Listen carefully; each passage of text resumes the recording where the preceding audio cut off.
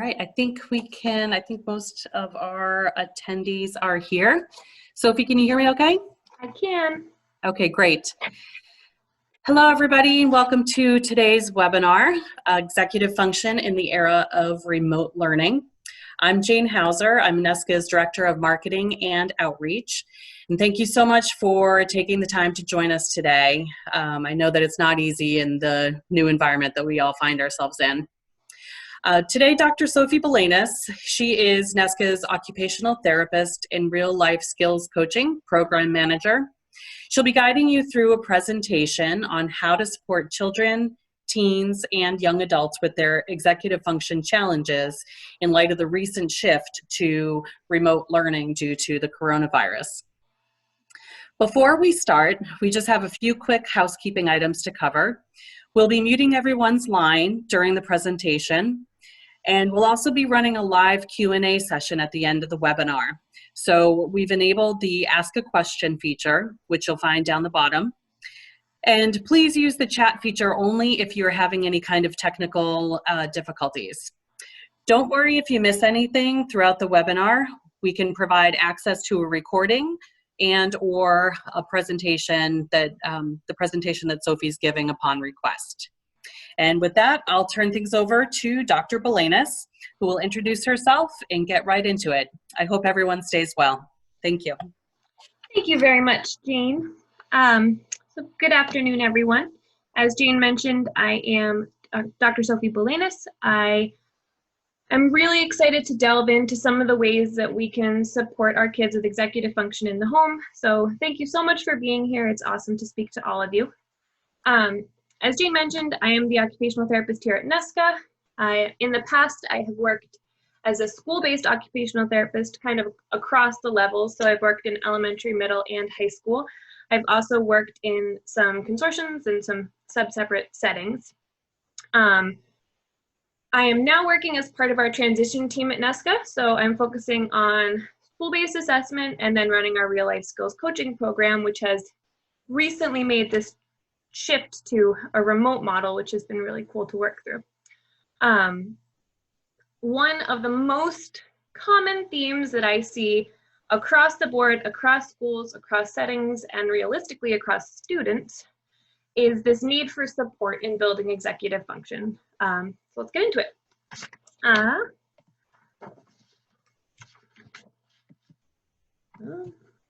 apologies. I'm trying to go to the next slide. There we go. So what is executive function? Our goals and objectives are here. It's pretty straightforward. I know lots of people have an idea of what executive function is, but I think it'd be helpful for us to just have a common definition to refer back to, sort of a working definition. We're going to talk a little bit about how teachers seamlessly weave executive function supports into their days, their lesson plans, and how they prompt our kids almost constantly in the school setting. Starting elementary all the way through high school, this is really a progression, and I've supported a lot of teachers in this in their classroom in the past, but I have to say that teachers are really the true masters here. They do this all day, every day. We are going to quickly talk about the difference between helping with executive function and completely taking over executive function for our students. And then the bulk of our conversation today is going to be on these specific strategies for helping kids at home. So what can we specifically do in the home setting to help kids not only build on these skills, but demonstrate that they can do them to some extent. And then we'll wrap up by finding some of the positives in this whole unique experience that we are globally going through together, and how there are some silver linings for our children. So moving right along, this first definition is pretty basic. I'm going to read it so that we all are starting in the same place. So executive function is the group of complex mental processes and cognitive abilities, such as working memory, impulse inhibition, and reasoning, that control the skills, such as organizing tasks, remembering details, managing time, and solving problems required for goal-directed behavior. it's a little bit dry, but it does give kind of a functional definition. I am now going to read my favorite definition of executive function that talks a little bit more and paints a bit more of a picture about what executive function is and how it affects the learning process. This was written by a colleague of mine here at NESCA, Alyssa Talamo, who's one of our neuropsychologists. So executive functioning can be considered the conductor of all cognitive skills. Research has shown that executive function and self-regulation skills are critical for learning and development and help a person manage life tasks of all types. While humans are not born with executive function skills, we are born with the potential to develop them. Moreover, studies show that we can continue developing the skills throughout our lifespans. So I love this picture of a conductor. I like to think of our kids needing that piece of their brain to tell the flutes when to come in and tell the drums when to be a little more quiet, and really help us pick and choose what to focus on, how to get started, and conduct the symphony, I guess, if we like to think of learning as a symphony. So thinking of it this way, I think paints a nice picture.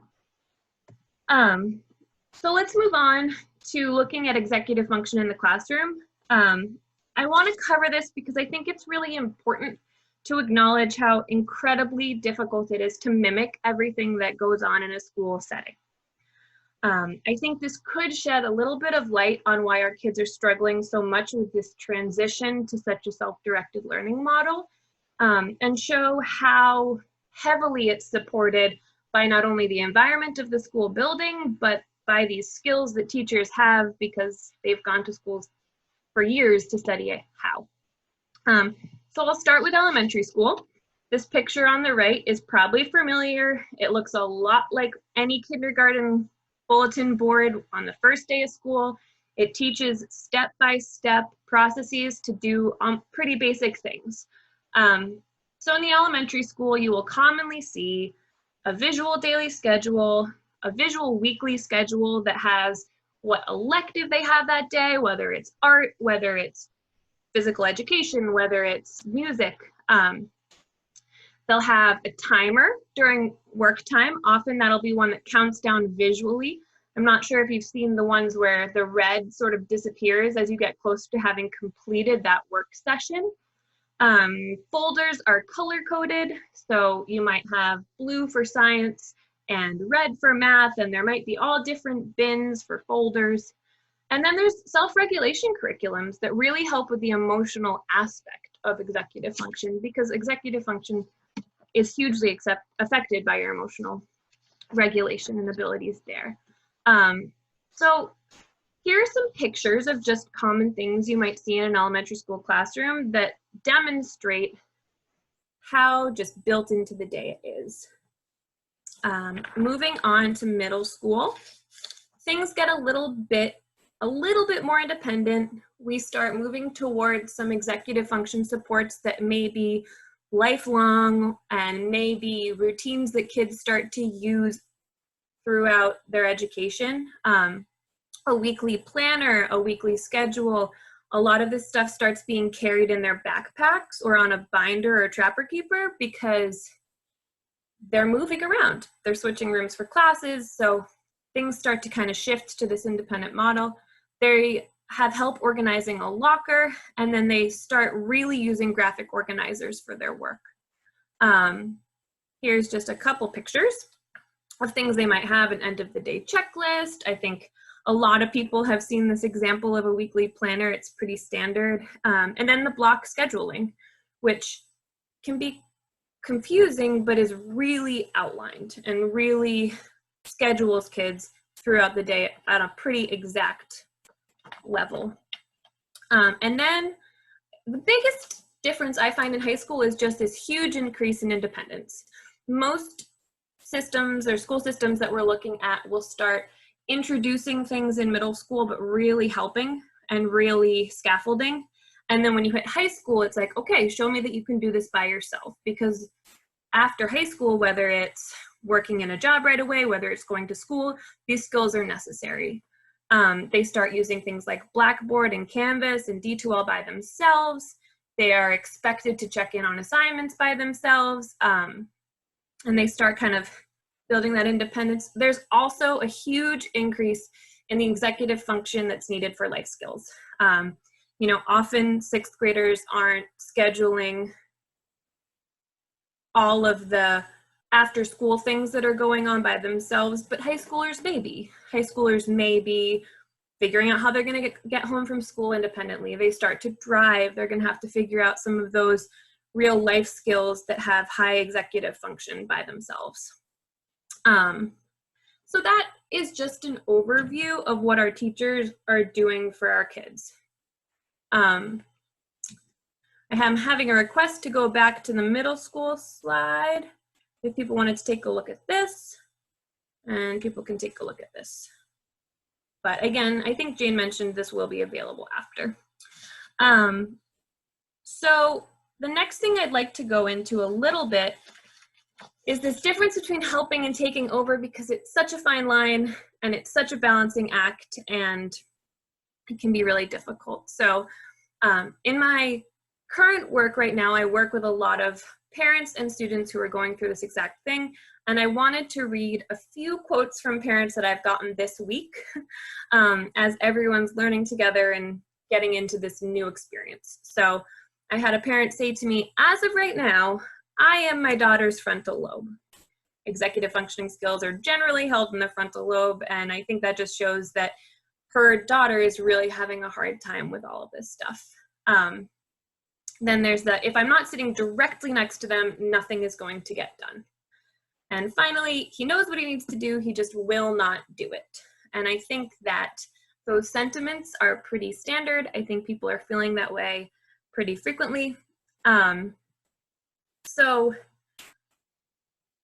if we go a little further, research shows that developing these executive function skills requires two main pieces. It requires the direct instruction on how to do it. Kids need to be directly taught how to manage themselves, how to organize, how to do all these things. And they need the opportunity to practice these skills that are being taught. If we look at that elementary through high school progression, elementary school is all about teaching how to do this, both directly and by watching their teachers, seeing how their teachers do it. And then the opportunity to practice increases throughout middle and high school. We give them a little bit more responsibility in middle school, a little bit more in high school. By the time kids are seniors in high school, they're expected to be displaying quite a high level of this executive function independence. So when looking at helping, you want to make sure you are doing the direct instruction, but you're also allowing this trial and error opportunity to practice that, which inherently means that some kids are going to struggle and some kids are going to have moments of failure before they are successful. Another thing I wanted to say is, regardless of age and grade level, our kids have some level of executive function. This starts being worked on really, really young. Even little things like being able to remember to carry your plate to the sink after a meal is starting to build up that skill of routines. What do I do next? How do I organize in this setting? And looking specifically at remote learning, as we're all in this huge shift together, remote learning provides a unique opportunity to build on these skills at home. And our kids are getting that opportunity to practice them a little bit more independently than they ever would at school. The last thing I wanted to touch on about this is that it's hard. It's hard not to help. It's hard to sometimes let kids get overwhelmed and fail, but it is how our kids grow. It is how they learn these skills. And I highly recommend helping set kids up for success and then letting them try. So I'm going to move kind of right on into our strategies.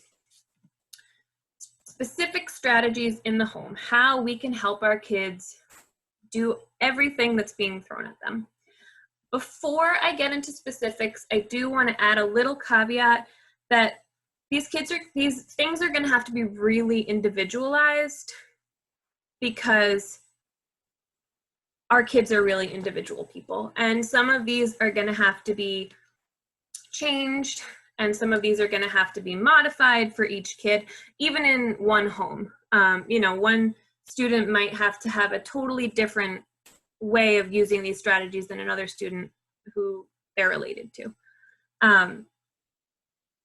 So, you know your kids best, and trusting yourself to do things in a way that works for your family within these strategies, I think, is really, really important.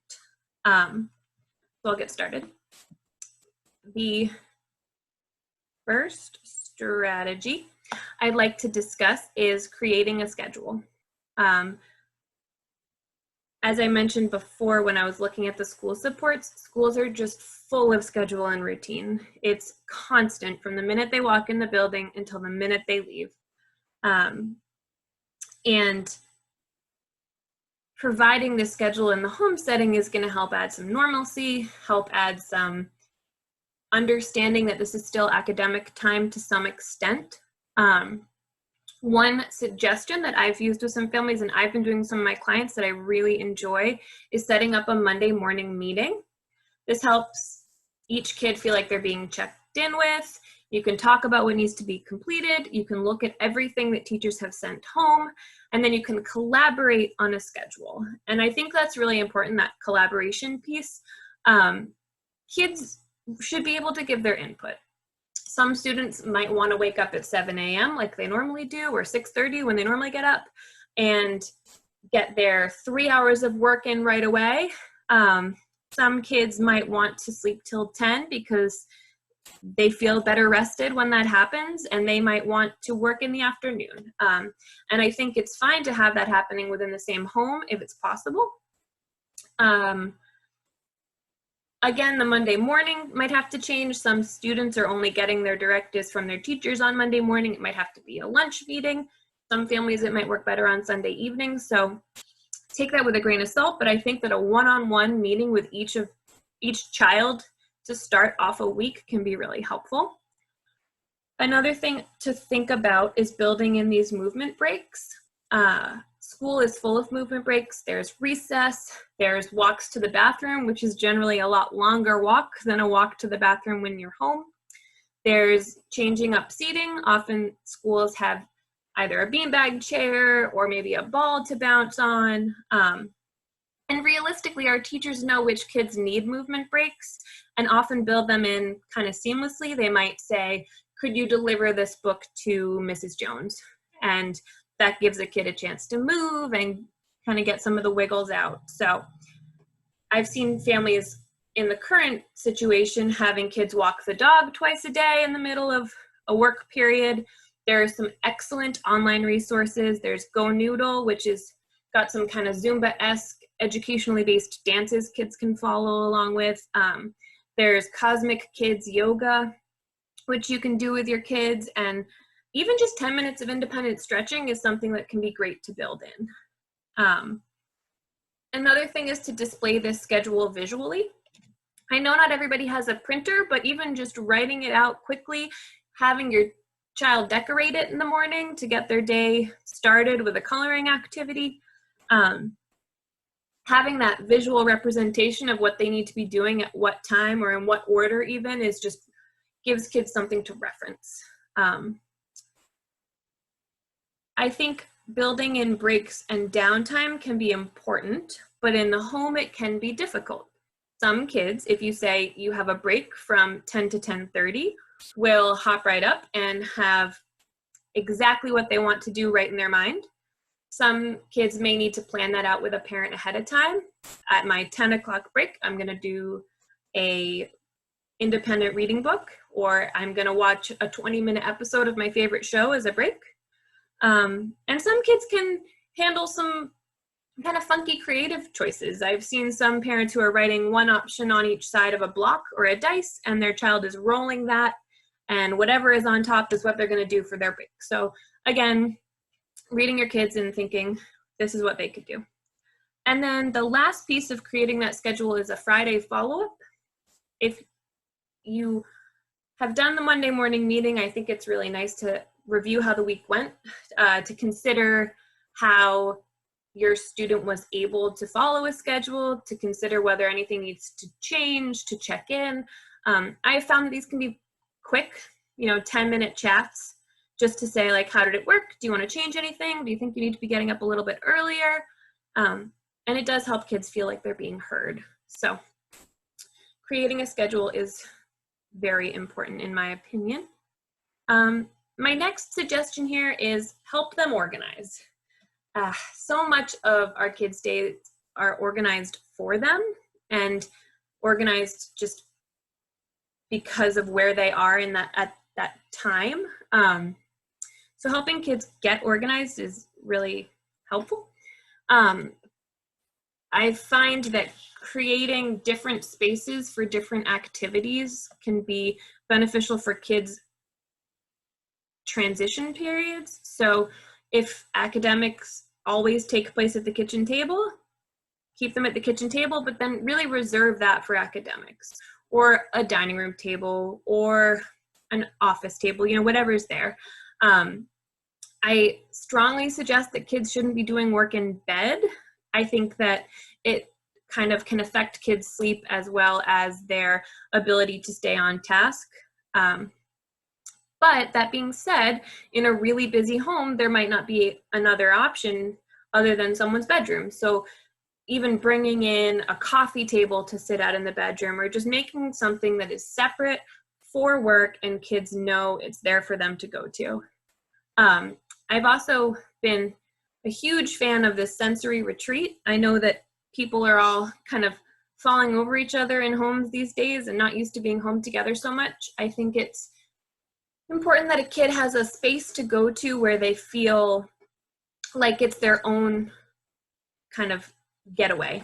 I've got a link here to a blog that was written by another colleague of mine, Dot Lucci, and she wrote about how you can build this within your home setting and how you can help kids understand what sort of a calm space is and how it can be used. And then again, this is individual. So what makes your child feel focused? How does your child learn? This is something that can be checked in on during that meeting every week. What do you think would make it easier for you to learn? Some kids need it to be silent. Some kids like white noise. I have a link here, the Coffeetivity, which has the background noise of a coffee shop. A lot of our high schoolers will go to either a library or coffee shop to work independently and might just be having a hard time not being able to replicate that in the home environment. So environment is important and physical organization is hard. I like this little picture coming up. It has, an organized desk and a disorganized desk. This picture of the person in the middle is me. This is how I would feel with a disorganized desk and an organized desk. It's not necessarily how everybody would feel. I know some kids need to have everything visually laid out, but again, that's reading your student and making sure that the environment is set up in the way that's best for them.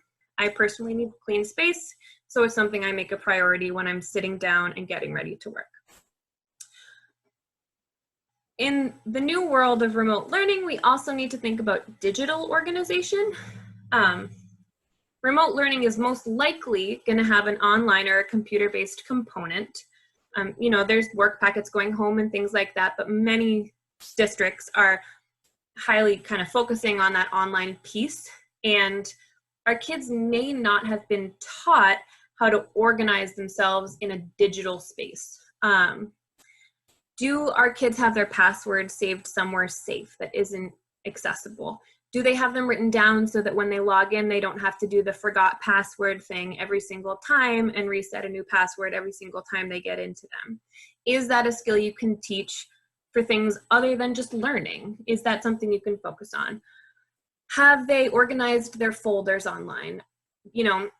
When a lot of our sixth graders go to organize a essay on Mayans, they might write Mayans essay and save. Would it be helpful if they wrote social studies 2020-Mayans essay? Is that going to help them find things in the future? Because these are things our kids aren't going to think of independently often. Some kids are going to blow us away and they know exactly how to do it, but it's definitely something to check on, to be cognizant of, and kids really may need to be taught. Have a folder for each class. This is compounded by the fact that teachers are using multiple programs. They're using whatever is best for them and what's available to them. So there's Google Classroom, there's Blackboard, there's Google Meet, there's Canvas. There's so many different things that kids need to check in on. I think that helping kids set up a system can only be beneficial. Next up, I have set goals. Again, this is very, very individualized. Some kids have the ability to set one daily goal. They'll wake up and their daily goal is, I'm going to finish what my teacher wanted me to finish today, and that's a lot. Other kids can really start going through this process of, all right, what do I want to get done today? What do I want to get done by the end of the week? And since schools, at least in Massachusetts, are currently out until May 4th, what do I want to have accomplished by then? And I'm not just talking academics. Why don't we set some academic goals, some exercise goals, some social connection goals? I think that's something that's really being missed just because it's difficult to figure out. But a social connection goal could be, this week I'm going to reach out to a friend and set up a video conference hangout session. Or this week I will take advantage of the new Netflix feature that allows us to watch movies at the same time, and I will watch a movie with my best friend. I think that setting a conscious goal there is important because we're really in a new kind of situation that we haven't experienced before, and finding remote digital ways to stay connected with kids is important. Set a chores goal, and that could even be, I will learn how to change a light bulb this week. It can be something simple. It could also be, I will help my mom with the dishes every single night. I will contribute to the cleaning of the kitchen after every meal. They can be as small or big as possible as they need to be, but I think that if you're setting goals across domains, kids know what they're working towards. I've been doing this with some students during that Monday morning meeting. The Monday morning meetings have been a little bit longer in my experience, but if you can put a schedule together and set some weekly goals, I think it really sets students up for success. And then agree on a way to monitor progress towards those goals. It could just be a checklist. It could be, we're going to have a verbal conversation before bed about it. But just agree on something, I think, is helpful. And finally, creating to-do lists can be really helpful for some kids. And one thing that I find is really nice to be able to teach kids is teaching kids to give themselves a win. I don't know about you guys, but I personally frequently write things down on my to-do list that I've already completed. It is an emotional boost. It makes you feel accomplished, and I think there's nothing wrong with giving yourself a win. And it's nice to tell our kids that because they could really benefit from it too. Let's move down to breaking down assignments. I know I've said that teachers are masters at executive function in general, but they are particularly masters at breaking down assignments. Taking something that seems huge, like a semester-long project, and breaking it down into these little pieces that our kids can handle at a time. Our teachers also often know which kids need this, so they might assign something to a whole class and then check in with the students that they know could use some help with this piece. In third grade, if that's, let's write a three-sentence paragraph, they might say to the class, everybody write a 3-sentence paragraph, and then check in with 2 specific kids and say, hey, let's write an intro sentence. When you finished your first sentence, come check in with me. And then they'll say to them, all right, what's next? Some kids need this really, really laid out. Some kids have developed this executive function skill, but across the board, kids need to know how to do it if they're going to be successful. And at elementary level, I've seen some of the remote learning plans coming out that say, every day try and do 40 minutes on IXL. Your children may need help realizing that that could be 20 minutes, a dog walk, and 20 more minutes. I think 40 minutes can feel daunting, and if it's broken up, it'll feel less daunting, but our kids haven't always quite figured out how to plan that, what that really looks like, and how they can feel like they're still meeting the guideline or meeting the goal. At a high school level, I have one example here. Write a 5-page paper by Friday. That feels very daunting. It feels really big.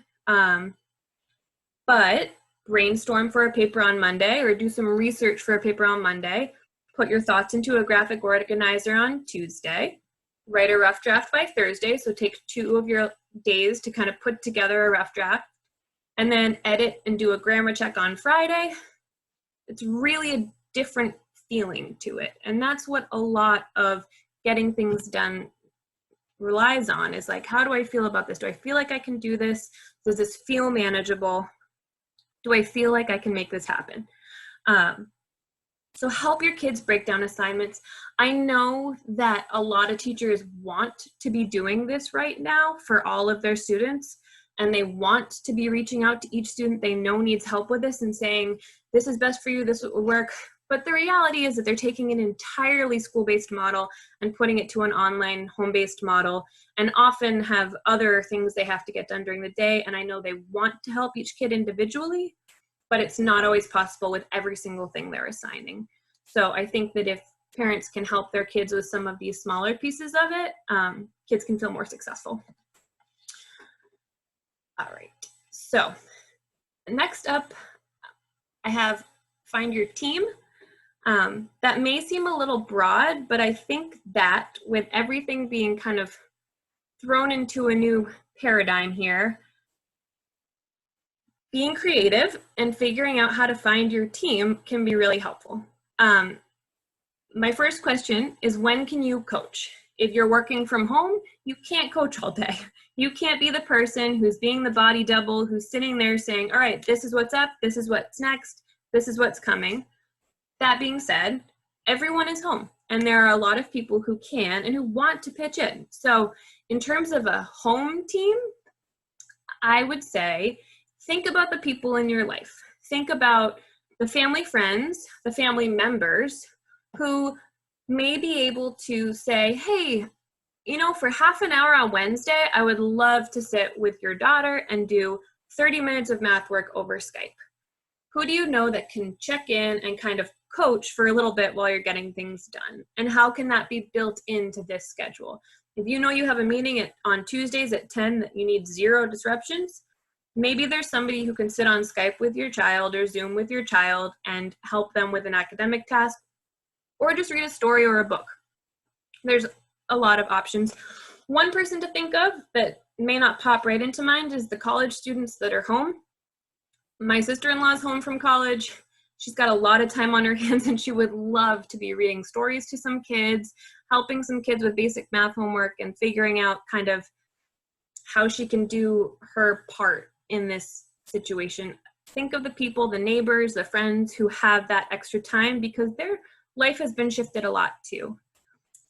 In terms of the school team, there are teachers, there are paraprofessionals, and honestly, there are people who love your kid. You know, we know who our kids have a special connection with, who our kids really get along with, and who might be willing to say, hey, my student's just having a hard time figuring out this piece. Is there any way you can check in with them for 15 minutes in the morning? I think there's a lot of opportunity to reach out and sort of build a team around your home learning, remote learning model. I think that we need to get creative here. We have the ability to, we have the technology to, and I think it's nice to be able to look at who is around you, who can help, because I think the reality is that people really want to help. I think we're seeing that across the globe. You know, look for the helpers, as Mr. Rogers says. They're there. My final strategy here is to use your educators. I know I mentioned before that teachers are in the middle of this huge transition, but the reality is that teachers love their students. They want to be helping.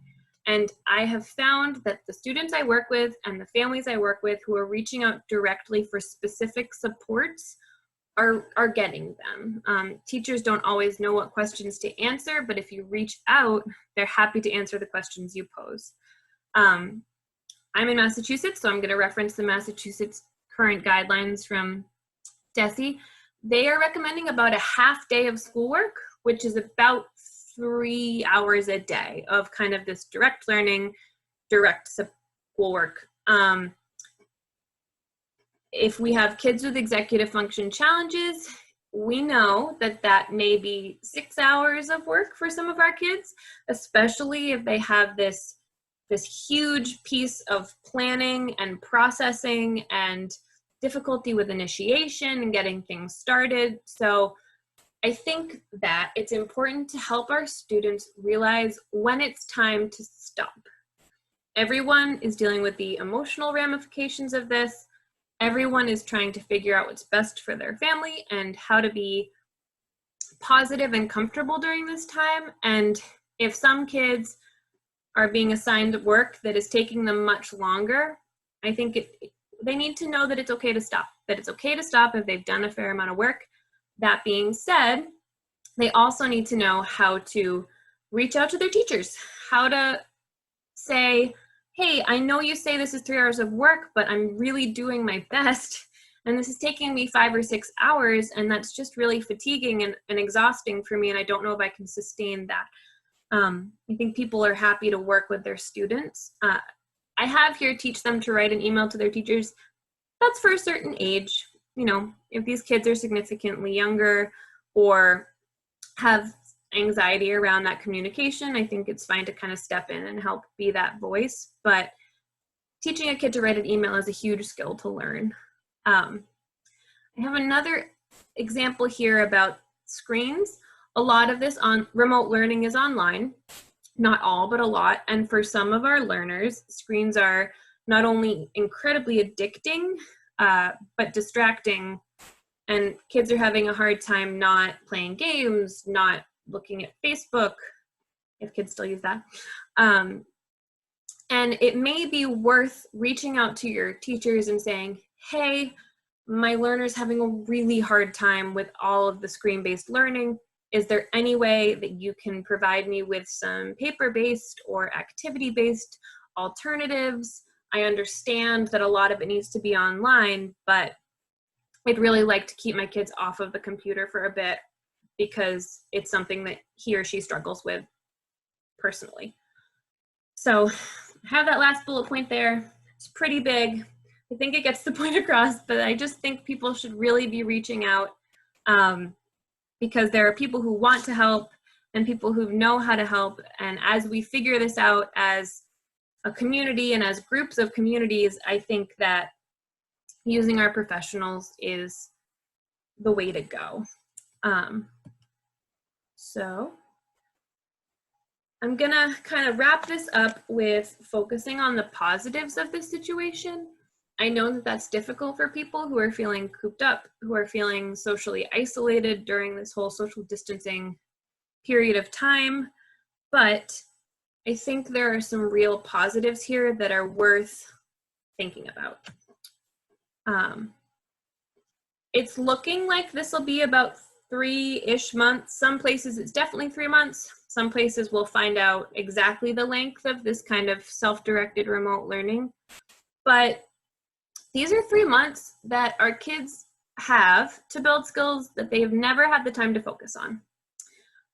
Our kids are in school for so much of their life that I think it's possible to really target some of these things we haven't targeted. Teaching chores, teaching life skills, having kids really learn how to vacuum a room, how to fold their laundry, how to do some home maintenance things like change a light bulb, like call the repairman if something's broken. I have how to be bored on there. A lot of creativity comes out of boredom, and I really strongly feel that we're going to have some really creative outcomes born out of this time period where people are looking to fill their time. I know that sale of seeds is up a ton. I think we're going to see lots of vegetable gardens. I think we're going to see people building skills. You know, mental health comes from managing boredom, figuring out what to do when you haven't got a plan. Emotional regulation and problem solving with family members. We're kind of being thrown into this period of time where we have to deal with conflict. You know, conflict is innate in human interaction, and when families are being kept home, kids are working on these emotional regulation skills. They're figuring out how to find their calm, how to find their positivity, how to feel comfortable with a really funky, uncertain situation. And I think that that builds resiliency. And then the self-directed learning piece. Self-directed learning is huge in any college class. We accommodate a lot in high school, and we help a lot in high school. And our students who are experiencing this are learning self-directed learning earlier than students have in the past. They're practicing these skills earlier than historically they were able to. You know, some executive function you just can't learn in a traditional school setting. A lot of those things like time management, you just are going to have to wait till college to really explore, because as I said, those days are so scheduled. So I think kids are getting this really unique 3 months. A colleague of mine said this quote at the bottom, and I think it's brilliant. She said, "You're going to get tired and exhausted, and then you will stop, and your kids will build skills." And that is such a simple quote, but I think it's so true. Parents are all doing their very best right now, but the reality is that you can't be a parent and a teacher and a working professional all at the exact same time in the same hours of the day. And I think that our kids are resilient, and I think they're going to build skills because of that. So that is sort of the end of my thoughts on the specific strategies and my presentation here about executive function. I'd love to open it up to questions if people have things they'd like to ask. I'll leave this slide here if people would like to take a look at the information or reach out to me at any point. So if people have questions, now would be a great time. Jane, can you see the question?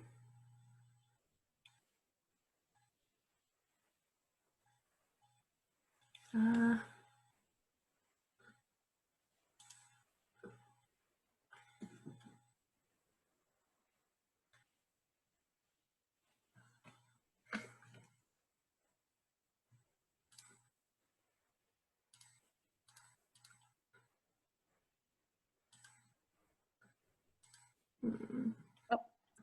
there we go.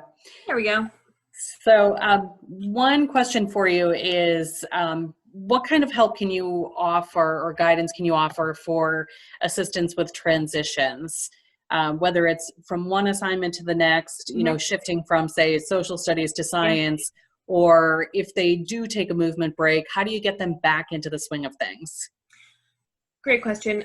There are a few different strategies. I think that a movement break between each class can be really helpful, because that kind of allows kids to get their, I call them the wiggles out in elementary school, but you know, just that need to move.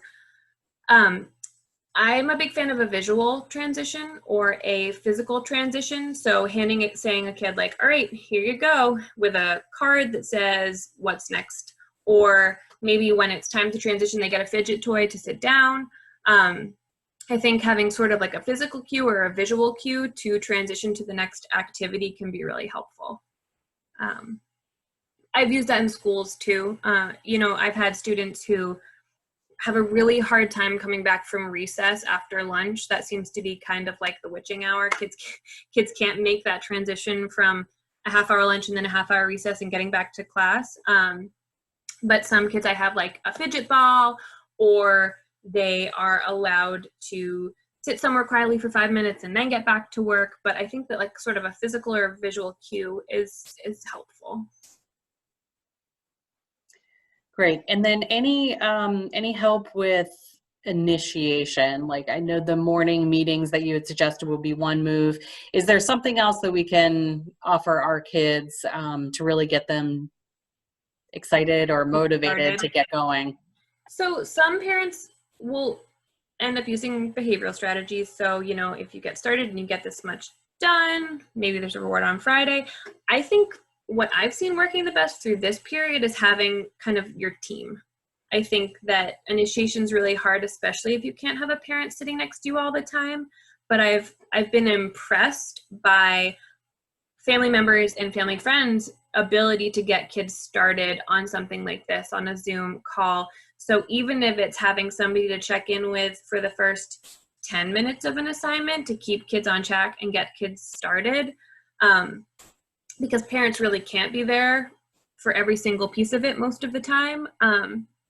Kids are used to teacher prompting to get started. They're used to being directed to do work. And so if it can't be a parent, I suggest reaching out to a team member, a home team member, to say, can you sit with my kid for just the first 5 minutes, get him going, and then just be quietly there while he's working so he gets started. I have also had parents who are disabling some of the websites that are really distracting for their kids, blocking Instagram and things like that for the work hours of the day, because those are a lot of the things that get kids distracted. Okay, and then any guidance for specific strategies for teenagers? We want to stay away from the kind of the wording such as, this isn't vacation or things like that, but how can we get them motivated for initiation and follow through, in those older years? I think teacher check-ins has been really helpful for some kids.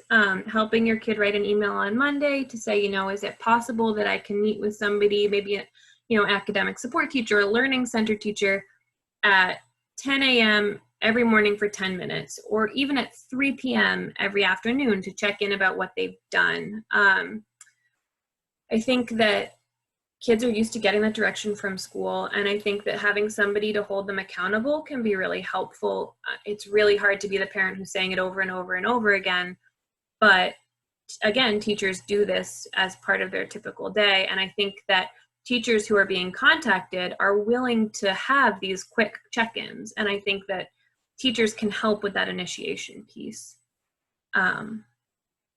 But yes, that whole vacation from school piece is hard. I'm working with a few kids who are struggling with this kind of what's the point. I know things are switching to a pass-fail as opposed to just sort of this enrichment, do what you can model, which is good because there's definitely a reason that you have to do things. Things have to get done. I think that'll be helpful. And since it's pass-fail, it gives kids this ability to practice these executive function skills. There's less of a risk in failing there's less of a risk in going from an A to a B if we're working on a pass-fail model, letting kids figure it out on their own a bit. Right. And then what's a reasonable amount of self-directed work to expect a teenager to do in a day? So if a school is giving 3 hours, but it's really taking a teenager or a student 6 hours to complete, should the student really do the 6 or kind of stick to the 3 that it takes him or her? Okay. So I think that comes down to a couple things. I think that there isn't necessarily a reasonable amount for every kid. Our kids are so individualized that some kids can bang out 6 hours of work perfectly fine. Other kids are really going to be fighting to hit those 3 hours. That being said, if a kid is really fighting to get everything done and they're hitting 5 or 6 hours, I don't think that's what teachers want. I don't think that's the goal of this. The goal of this is to work on self-directed learning skills, to maintain their knowledge, to feel like they're learning, doing their work, doing their best. I would use that as an opportunity to practice communication skills, to practice reaching out to teachers, explaining a situation, writing a good email. I think there's a lot of opportunity there to teach other skills, but I don't think the point here is to make sure that kids hit every single thing. I think teachers want buy-in from the students. Teachers want kids' best effort, and they really want kids to be doing what they can within the system. I don't think they're trying to overload kids in a very emotional time.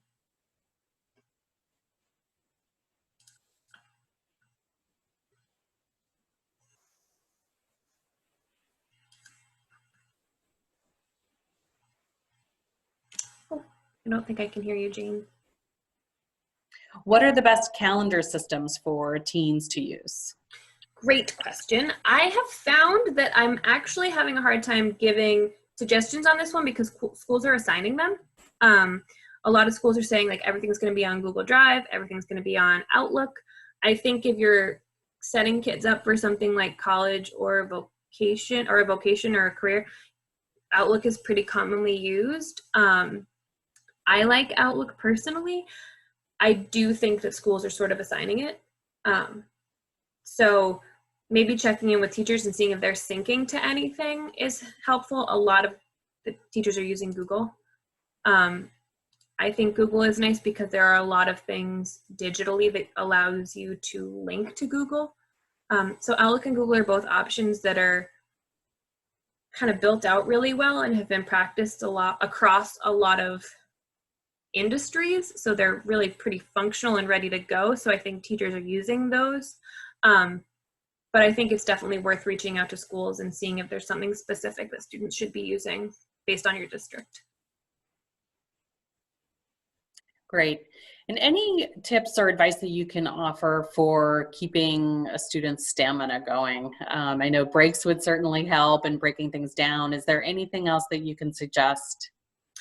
Yes, one thing I think is important to touch on is nutrition. I think nutrition in terms of kind of your food, but also sort of sleep hygiene. I think kids need to be kind of sticking to the bedtime they're used to if they can, sticking to the morning routine that they can. Our kids are built on routine. Maintaining as much as possible is really helpful. And then in terms of like what they're eating, kids do not learn well when they're hungry. I think that kids often forget to eat if they're distracted or they're feeling busy, or they just snack because they're bored.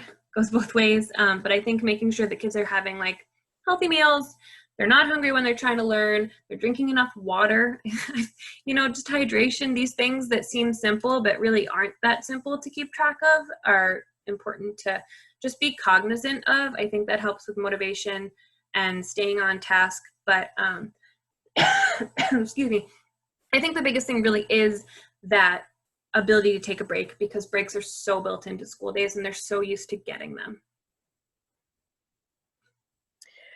Great. And then another question on the calendaring. What do you think about the shared calendars where parents can actually add things to a student's calendar? Does that help or hurt, or is that going a little too far? I think it depends. I think most middle schoolers would be perfectly fine with things like that. I think that it depends on the age and it depends on the kid. So I don't want to give a blanket answer here.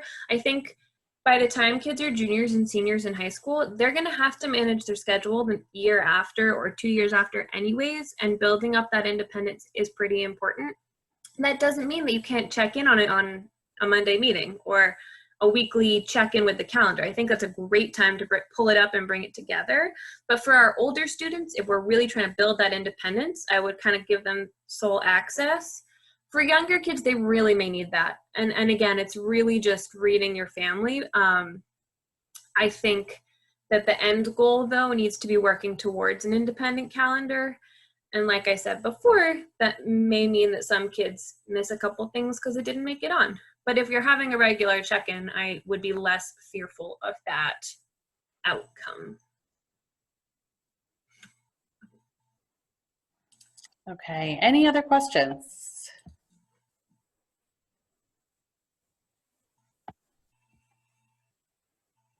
Okay. I think we're good. All right. Well, thank you everybody for being here. Feel free to reach out to me. This is stuff I've been working on since everybody went home. So I'm happy to check in with people, and I hope that people are doing their best and having some fun with their kids as well. I think there was one question about getting coaching. So there we have coaching on the NESCA website. If you fill out the intake form, that'll all be right there, and that's on that slide. Jane, I'm not sure if that's going to be sent out to people so that they can kind of have the information and how to get in touch with everyone. Yes, yep, we will That'll be follow sent out with Sophie's contact information if you'd like to get in touch with her directly, and also a link in case you're interested in our coaching services as well. Fabulous. All right, well, thank you so much, everyone, for being here. Thanks, everyone.